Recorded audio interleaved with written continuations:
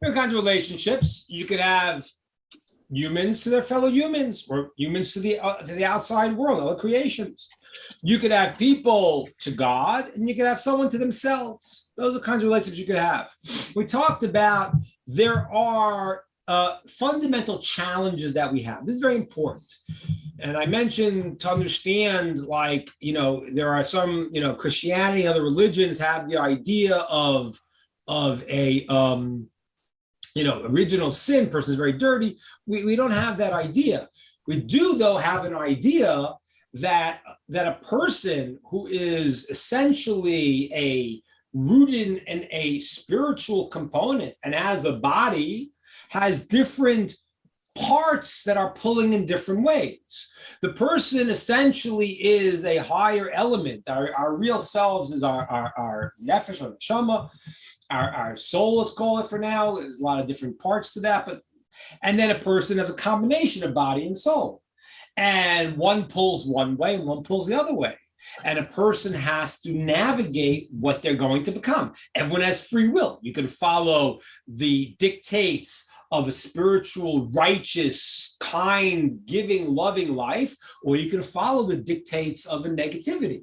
Now, it doesn't mean the body is bad, it doesn't mean that, but it means the body tends towards certain things. And we talked about three fundamental traits that are in the person. And I explained last time how the world got messed up from the time of creation, and we got up to Abraham, and how it got messed up. And the root of it is because we have what's called this Yetzer Hara, this part of us that pulls the negativity. If you listen and you don't overcome parts of you that want to do things that are inappropriate, then you'll go into a bad way. And the truth is, the negative way will continue to pull you.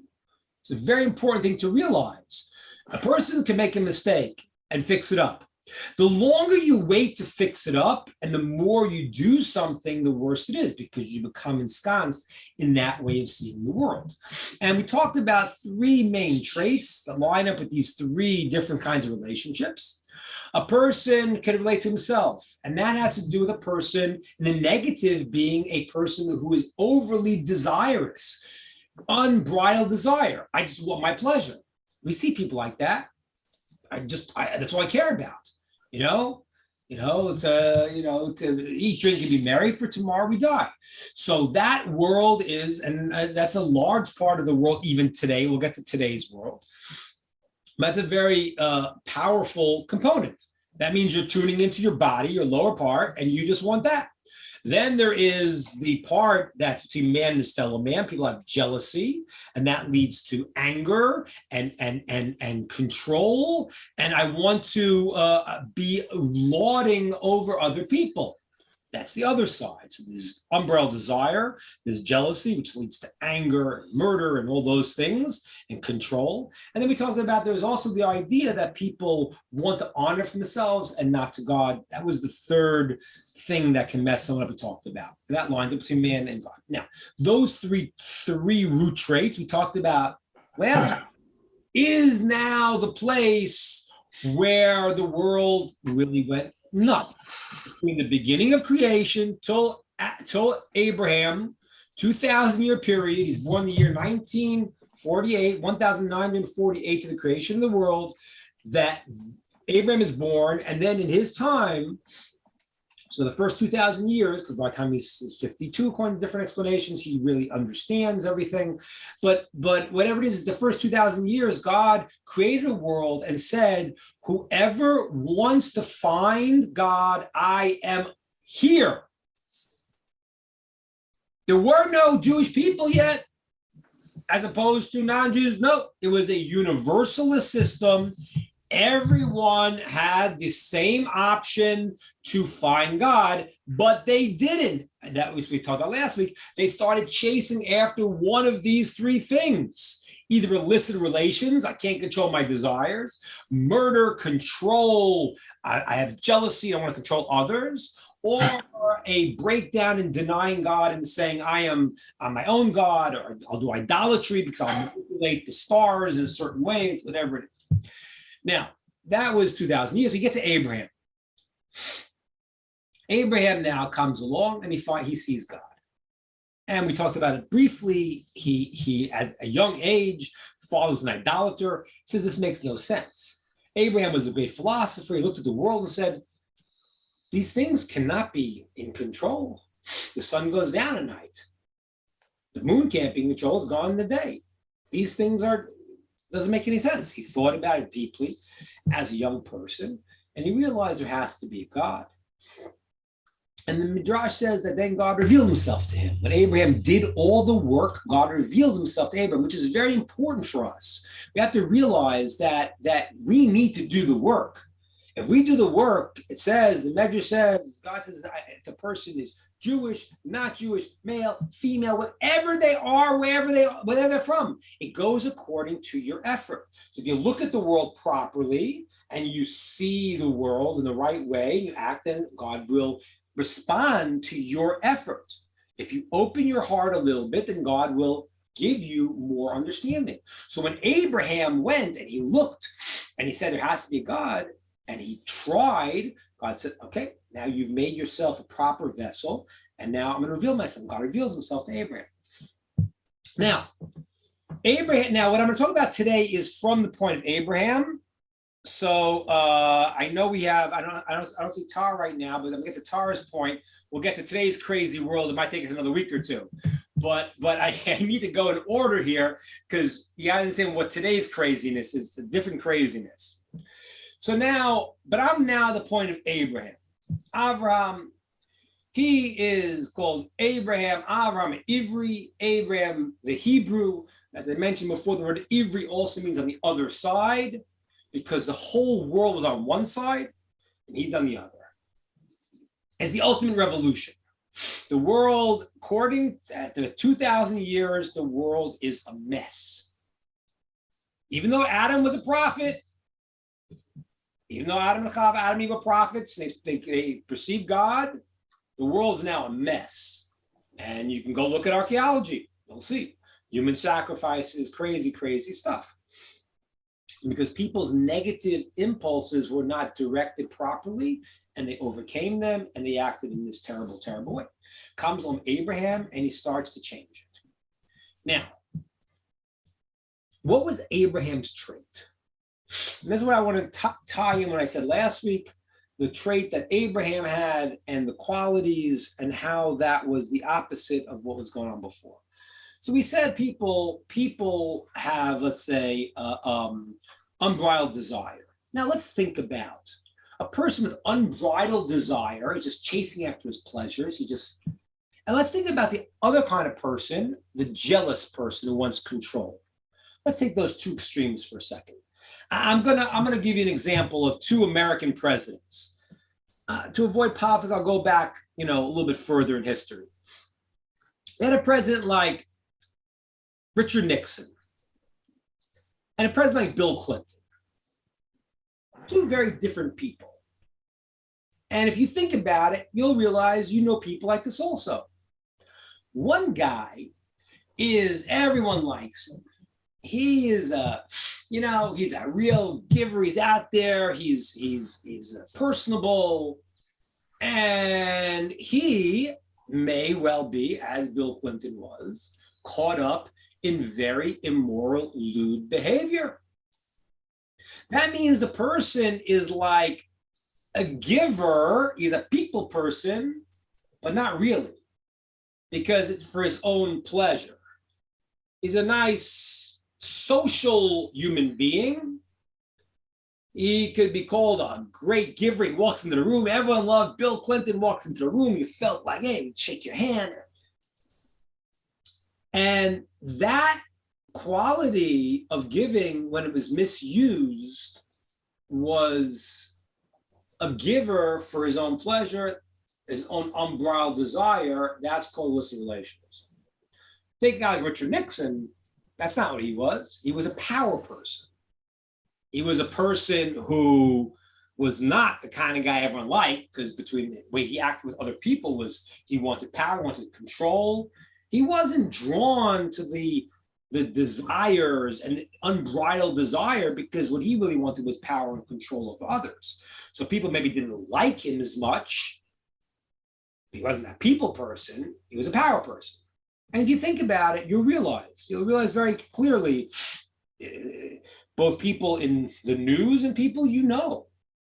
The person who is the very personable one, if he's giving, but he's not giving properly, he could be caught up in pleasures that are inappropriate.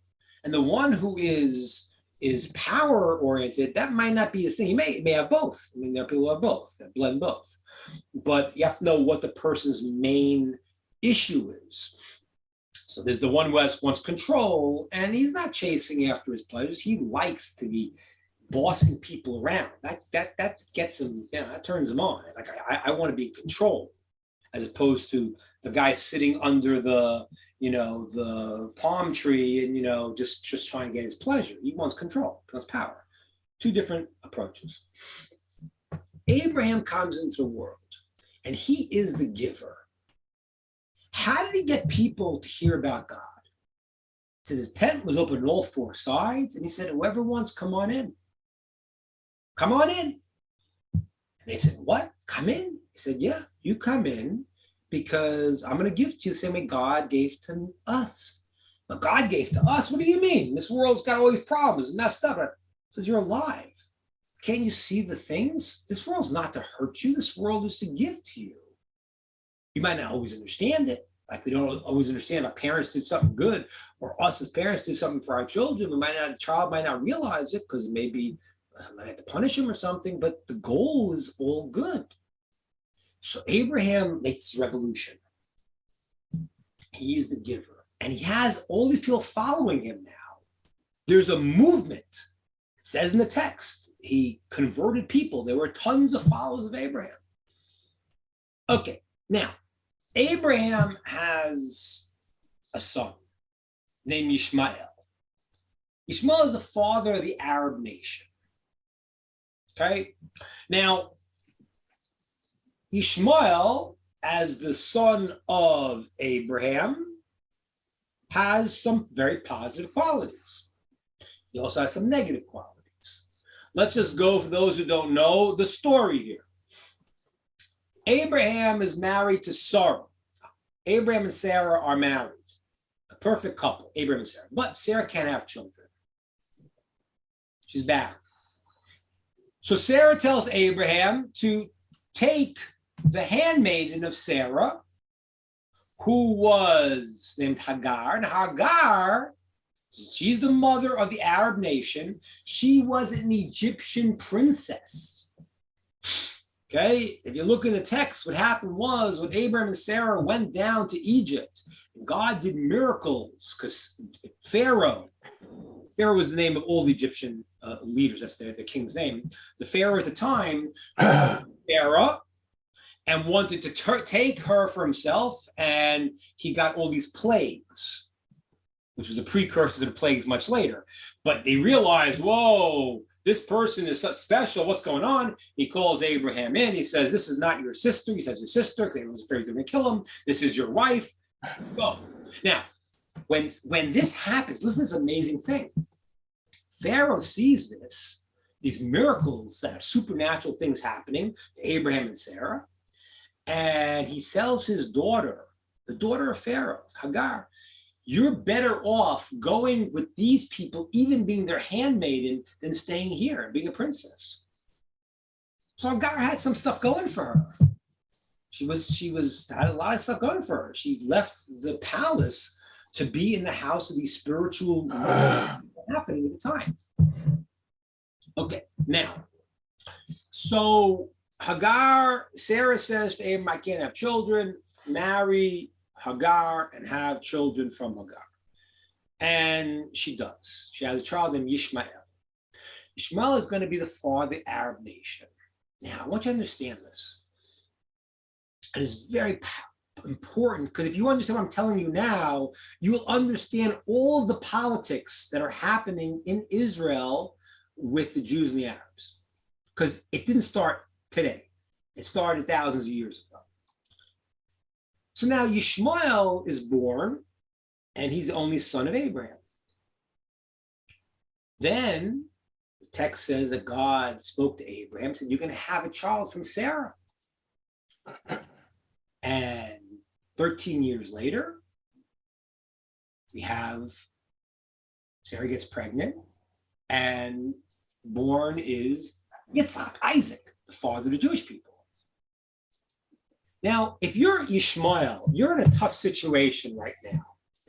Because wait a minute, I thought I was the main one. And now you're telling me my mother's really a handmaiden to Sarah, and I'm second fiddle. And that did not sit well with Yishmael or with Hagar, his mother. And that's why, if you're reading the story in the text, Sarah has to send her away and this whole business, because he can't, I don't want to be second fiddle, I'm the main one. Now, just to give you a preview into the whole world of politics here, that is what is going on with the Arab-Israeli conflict. That's it. Simple. Very simple. Because if you look at it, in the Quran, it mentions Mecca 700 times. Medina is mentioned over 350 times. You know how many times Jerusalem is mentioned? None. Zero. And there are Arab scholars who have said Jerusalem is not really that place. It's the Jews' place. There are some that have mentioned that. They're not very popular.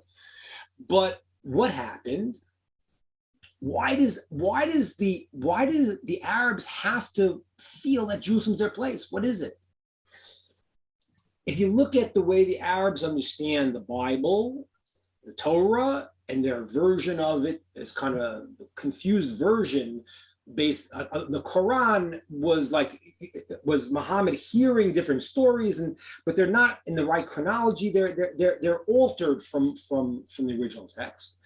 And what happens is that the version that the Arabs had was that, like, Abraham, we know, brought up Isaac as the offering. In their version, who did he bring up as an offering?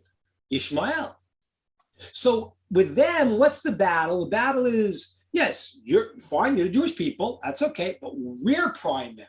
And therefore, we should have the Temple Mount, the holiest place where God and the Jewish people connect and the whole world connects. That Temple Mount, it says that the Arabs will in the future want to put their place to block that, to say it's really us. That's the story there. Because Sarah, who is the main wife, and Hagar, who is the handmaiden, and that was a difficult thing to accept. And the reality is that there is a way the Arab nation can function properly within the whole perspective, but the imbalance is who's primary. That's the Arab issue. Now, what trait did the Arabs get from Abraham? The Arabs got the trait of being givers, like Abraham was. And the reality is that even today, if you go to places like, they're very much, my brother who traveled to North Africa many years ago told me that, they would bring him in and say, come in. There was a certain open friendship type of thing, a certain giving. But as I said to you earlier, if you're giving and you're not guarding how you're giving, then you start giving in a way that becomes inappropriate. I see we have people here my age. There was a great song in 1969 by a group called Crosby, Stills, and Nash. And the song was great group, one of my favorite groups. But they had this song, and it said, if you can't be with the one you love, honey, love the one you're with. No, that is not appropriate. I am sorry, Crosby, Stills, and Nash, and later Young. That is not the way we're supposed to go. But look at what I'm telling you. Love, it turns into Southern California, it turns into Sodom, it turns into whatever it turns into. That's not already good.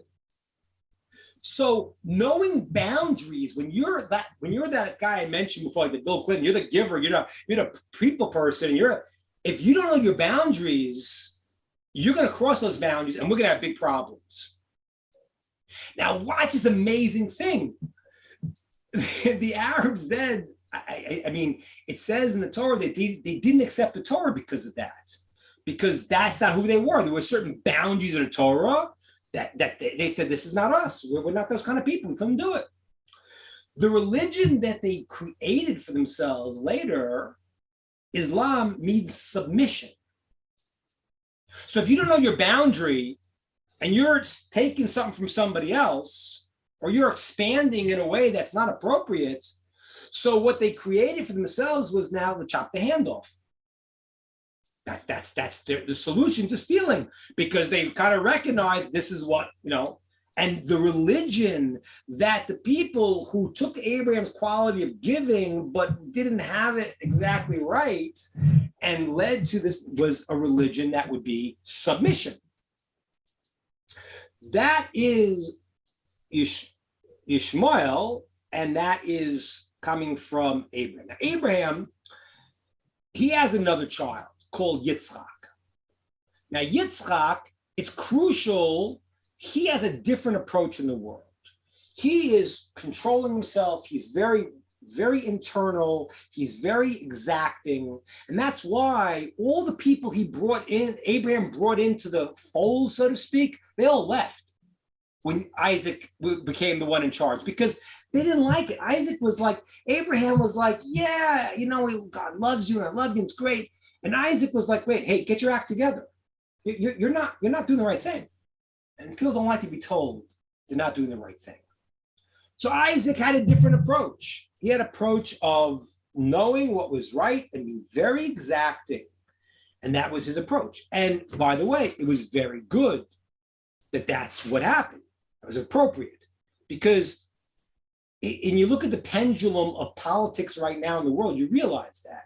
See, 1969, love, or just think about raising your own children. If you never tell your kid they're doing the wrong thing, it's going to backfire.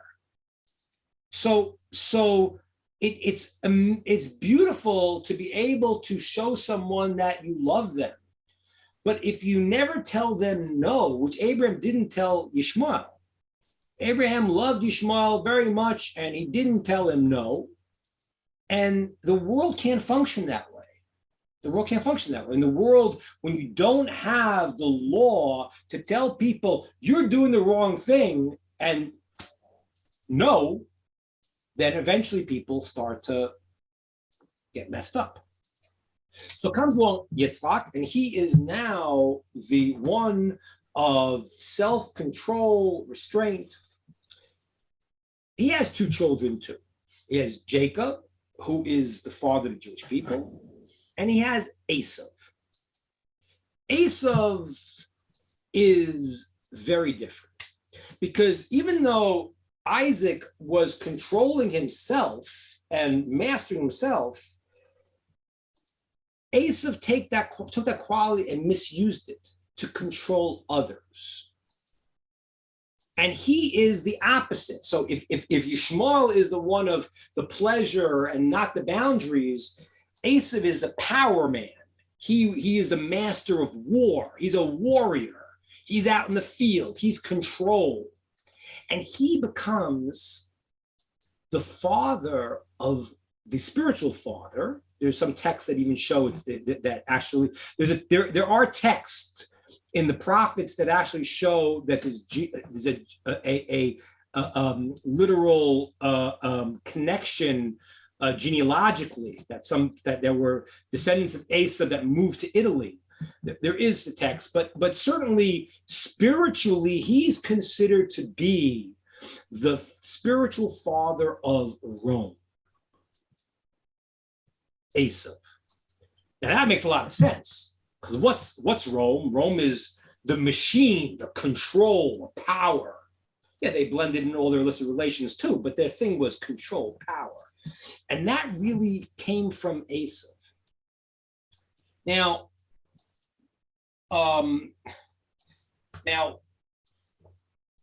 what happened to Rome, we all know. Because Rome, it was like funny, because Rome, I mentioned this last week, during the when Rome was starting to fall apart, even earlier than that, but at a certain point in Roman history, there was a tremendous amount of converts to Judaism. Because the stark contrast between the Roman view and people were worthless, you get thrown to the lions, and the Jewish sanctity of life, was so stark in people's minds that there was a tremendous amount of people that were actually leaving Rome and starting to convert to Judaism. Well, came on Christianity at this point and offered kind of a, not a plethora of gods, like a smaller amount, of sort of a combination, taking some pagan traditions of this and of that, and the tree and this, and it made it, suitable for Rome, and it eventually is going to become the religion of Rome, right? What they call the Holy Roman Empire was when Rome turns to Christianity. I hope I'm allowed to say this to you all because it's a very deep idea, but I'm saying it because most of you come from this background to understand. The name Esav, actually, if you flip the letters around, it spells the name of JC in Hebrew. It's crazy. Because that became the philosophy of Christianity. Christianity, and it's the wildest thing, because since they're inheritors of Rome, what religion do they take as a response to being the warriors of Rome? Now they want to take a religion called religion of love, which is exactly the opposite. So we're really control. We're really the warriors. We make rules of war. All right, great. But you like war. I mean, you make war. That's what you do. And now you're, every certain amount of years you fight a war. That's what you do. So now you take a religion that you say, oh, it's all love, as sort of a counterbalance to the tendencies that you have. That is now the way the world starts to unfold. Now listen to this amazing thing. So Jacob, who is now the father of Jewish people, he's the balance. He's truth. Because if you're a person who has desire, well, if it's used properly as a giver, it's a wonderful thing. Misused, you don't know boundaries, that's bad. If you're a person who has control, if you control yourself, it's wonderful. If you control others, it's not good. If you're a person of balance and of truth, then what happens is you make sure everything comes out right in your world. And that's Jacob. Now, I got to explain here. So now you have these two paradigms. You have Rome, which became Christianity, and you have the Ishmael, which becomes Islam. The reality is there are 70 nations in the world. There are 70 primal nations. Now, there's a lot more than that. But there's 70 primal nations in the world, but they all fit under one of these two categories. Yishmael, father of the Arab nation, and Esav, father of the Western nations, are essentially considered to be the forerunners of all of the nations now. And this is very important to know where the world has gotten. And we're talking about the world being messed up and how do I deal with that? So you have to understand, these religions evolved and came into the world because of this place we're at now. And if you look at now, the 70 nations, we don't know who they are anymore because they're all mixed up. There's been many years of upheavals of conquering.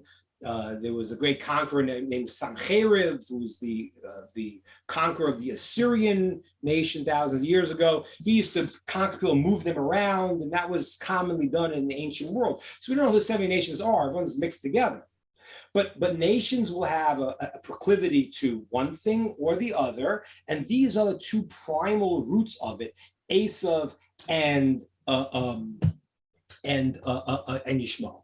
Now, we look at the world now in the second part of my series of why the world's so screwed up. Well, now we can understand this next section, because now the world is going to, if I don't know the truth and I don't have the truth, and I take another system and I'm a little bit off kilter and I build a whole world based on that, you're going to have a lot of problems.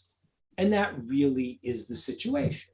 The situation in the world is there are a lot of religions that created and stuff that is, we have to understand what is true right now. Now, as I mentioned once before, I want to just reiterate this. This I can't tell you for sure, but this is, it's a theory, and it's has a lot of, makes a lot of sense. It says in the text that Abraham had many other children later on, and it says that he gave them gifts and sent them to the east. Now, who are these children of Abraham? And when he sent to the east, what gifts did he give them? The gifts they gave them were spiritual powers, but were not lined up with the essence of truth. And this part, I don't know for sure, but if you look at when the Brahmin came to India, who became the head of the Indian caste system, it actually follows exactly the timeline when Abraham sent his children to the east. So it could be that afterwards these people went to the east, they taught some spiritual things that were not tuned into the ultimate truth, but they were certain spiritual powers, and they became the leaders of those people. That's the way in phase 2 the world has looked. The world, until pretty recently, because in recent times, the world has moved away from religion in a lot of senses. But for quite a long time, there was the Christian world with its approach, the Muslim world with its approach, and generally they were killing each other. I mean, it's like people, and it's a little problem in the Western world to realize, like, in the Western world, they forgot that the Crusades were happening, and the philosophy of the Western world became, okay, it's over, we're living our Western lives, and we're enjoying it, and we like, good lifestyle. The Muslim world has not necessarily embraced that same philosophy. They have actually a much stronger belief system in what they want Sharia law. They want at least a large number. I don't know, I can't give you the number, but a large number of Muslims, their goal is still the same goal as it was 2,000 years ago, which was the eventual imposition of Sharia law, of Islamic law on the entire world. That hasn't changed so much. The Western world kind of thinks that, well, okay, we've all changed that, but that's not exactly true. That's why even like you have, in Israel, you have something called a hudna. A hudna is called a ceasefire. So sometimes you'll hear when, God forbid, there's trouble in Israel, then they negotiate and they create the hudna. Hudna is the ceasefire. The only problem is the word hudna does not mean ceasefire. It actually, in Arabic, is the idea of taking a step back, regrouping for the next assault. It's not like, okay, let's, okay, let's pause to regroup ourselves to go forward. So this is right now the world we're in. Now I want to just share with you one last piece that's very fascinating, which I talked about before also.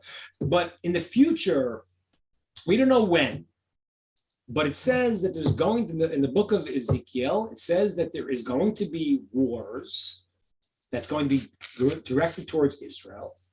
And there'll be an alignment between these two camps.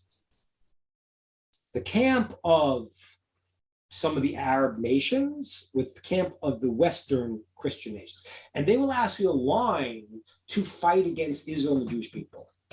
Now, when it is, I don't know. But we can see different alliances and different things happening. And what happens is there eventually in the book of Ezekiel, in the book of Yechezkel, chapter 38, it comes out that eventually these camps start to break apart. because they realize that their own belief system is contrary to each other. They'll call each other more infidels than even the Jews. So their alliance will eventually fall apart. And that is actually the preceding of the idea of the coming of Mashiach that happens. And it really ties into what my point was today, which is that the world, when it creates philosophies that are not tuned into the system, it's going to fall apart. It can't not. It's not about a person being smart and charismatic. It's about what is the truth. What does God say we're supposed to do? Every single human philosophy, whether it's communism, socialism, every single one will eventually fall apart. I think I mentioned this here, but when I was a kid, when I was a young couple, my wife, and we had a child, we read, Dr. Spock. That was the book. I think today, if I use Dr. Spock, they'd call it child abuse. Who knows? So every single generation, it's like, well, that philosophy, that was ridiculous. And now which we see happening in America in a very serious way, that, if you're that now the new generation of Facebook, then everyone else was a racist and a terrible person, and now you're enlightened. But it's always like that, because every man-made philosophy is not tuned into the root. So what we understand is that from the roots of people's negative traits, we talked about last week, from the unbridled desire, or from the anger, or from their desire to have honor and not to relate to God, all of those negative traits led the world for the first 2,000 years of creation in a very bad way. After that, what happened was the Jewish people, from that time of Abraham, there was a period of 2,000 years where the Jews had the temple in Jerusalem, and they had a time of the books of the prophets. And you see there was tremendous greatness until they started not keeping the words of the prophets and the words of the Torah, and they started falling apart. And the other people were taking their negative challenges and creating philosophies by which they would live their lives. But those have sort of directed the world on a global level, not on a spiritual level. The spiritual level is still in line with truth. But that's been the way the world has gone for a while now. And that's the negativity that we've seen in the past, where people, in the name of this religion will kill, and then that religion will do this, will do that. Because if it's not true, you could do, and that was always the people who were against religion in general said, well, how many people have died because of religion? Well, yeah, it's got to be true. If it's not correct and you believe it's correct, you believe you got to kill someone else or do this or that. So yeah, it's going to some very negative things will come out in the world. And that has been for a long time the middle phase that we're talking about. Okay. Next week, I'm going to talk about the new phase that we're in, which is the atheist phase from Darwinism and on, and the other philosophies that have come out since then. And we'll try to get to our times. So that's my idea today. We'll open up to some discussions about this. We'll talk about next time about anything else.